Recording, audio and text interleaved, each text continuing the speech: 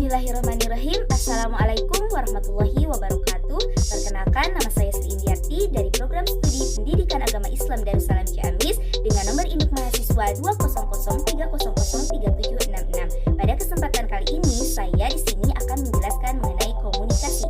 Kata atau istilah komunikasi berasal dari bahasa Inggris yang berarti communication, yang secara etimologis atau menurut asal katanya adalah dari bahasa Latin yang berarti communicatus, yang bersumber pada kata komunis. Komunis ini memiliki makna yaitu berbagi atau menjadi milik bersama, yaitu suatu usaha yang memiliki tujuan untuk kebersamaan atau kesamaan makna. Komunikasi adalah proses penyampaian pikiran atau perasaan oleh seseorang kepada orang lain dengan menggunakan lambang-lambang yang bermakna bagi kedua belah pihak dalam situasi yang tertentu.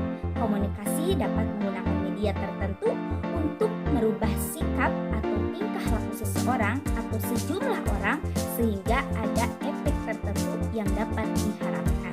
Adapun yang kedua yaitu komunikasi adalah kegiatan perilaku atau kegiatan penyampaian pesan atau informasi tentang pikiran dan perasaan. Jadi, komunikasi dapat diartikan adalah suatu proses penyampaian informasi, baik itu ide, gagasan, perasaan dari satu pihak kepada pihak lain.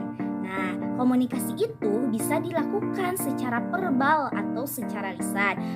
Dan apabila komunikasi tidak dilakukan secara verbal ataupun secara lisan, bisa dengan komunikasi seperti menggeleng-gelengkan kepala, tersenyum, mengangguk, dan lain sebagainya. Tujuan dari komunikasi di antaranya yang pertama mempelajari atau mengajarkan sesuatu, yang kedua yaitu mempengaruhi perilaku seseorang, yang ketiga mengungkapkan perasaan bisa dilakukan dengan komunikasi, yang keempat yaitu menjelaskan perilaku sendiri ataupun perilaku orang lain, yang kelima yaitu berhubungan dengan orang lain. Fungsi dari komunikasi itu terbagi menjadi 4, yaitu yang pertama sebagai kendali, yang kedua sebagai motivasi, yang ketiga yaitu sebagai pengungkapan emosional, dan yang keempat yaitu sebagai informasi. Sebagai kendali dalam mengendalikan perilaku, sebagai motivasi untuk perkembangan dalam motivasi, sebagai ungkapan emosional, dan terakhir yaitu sebagai informasi untuk memberikan informasi kepada individu ataupun suatu kelompok.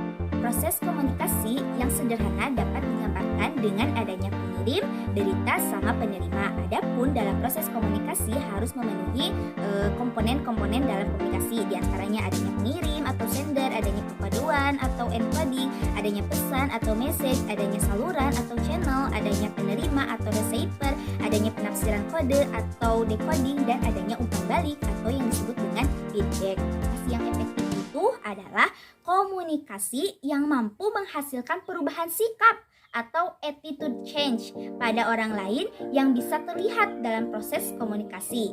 Nah, tujuan komunikasi yang efektif itu sebenarnya adalah memberikan kemudahan untuk kita dalam memahami pesan yang disampaikan antara pemberi informasi dan penerima informasi, sehingga nantinya bahasa yang digunakan oleh pemberi informasi dapat lebih jelas, lengkap, serta dapat dimengerti dan dipahami dengan baik oleh siapa? Oleh penerima informasi ataupun komunikasi. Menurut Zuyina Lukhaningsih, komunikasi yang dapat dikatakan efektif diantaranya ada 3 yang memenuhi unsur.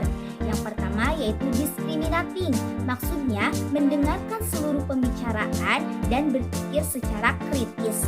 Yang kedua yaitu affective listening, maksudnya mendengarkan dengan penuh perasaan suka. Yang ketiga yaitu adanya gaya bahasa. Nah, hambatan dalam komunikasi diantaranya ada 3. Yang pertama hambatan dalam si pengirim pesan, yang kedua hambatan dalam media, dan yang ketiga hambatan dalam penerima pesan. Dalam pengiriman pesan diantaranya kurang begitu jelas. Dalam memahami media diantaranya media yaitu kurang jelas dalam speaker. Dalam penerima pesan diantaranya kurang jelas dalam memperhatikan pesan. Komunikasi dalam perspektif Islam, komunikasi sudah jelas terdapat dalam Quran surat Al-Baqarah ayat 83 yang mengartikan bahwa berkatalah kamu kepada semua manusia dengan cara yang baik. Selain itu juga Al-Quran banyak memberikan penjelasan tentang bagaimana pentingnya komunikasi bagi umat manusia manusia, khususnya kita sebagai umat Islam. Nah, dalam perspektif Islam, komunikasi itu dilakukan menjadi dua hubungan ada yang secara vertikal dan ada yang secara horizontal. Nah, secara vertikal bisa kita lakukan dengan kepada Allah, misalkan bisa kita melakukan dengan sholat, zakat, puasa, dan lain sebagainya. Komunikasi dalam Islam dapat ditemukan setidaknya 6 jenis gaya bahasa atau pembicaraan atau disebut dengan qaulan yang dapat dikategorikan sebagai kaidah, prinsip, ataupun etika dalam berkomunikasi. Di antaranya ada 6. Yang pertama yaitu ada yang dinamakan qaulan sadidan, yang kedua qaulan sadidan, yang ketiga qaulan ma'rufan, yang keempat yaitu qaulan karimah, yang kelima yaitu qaulan layyina, dan yang keenam yaitu qaulan maisura.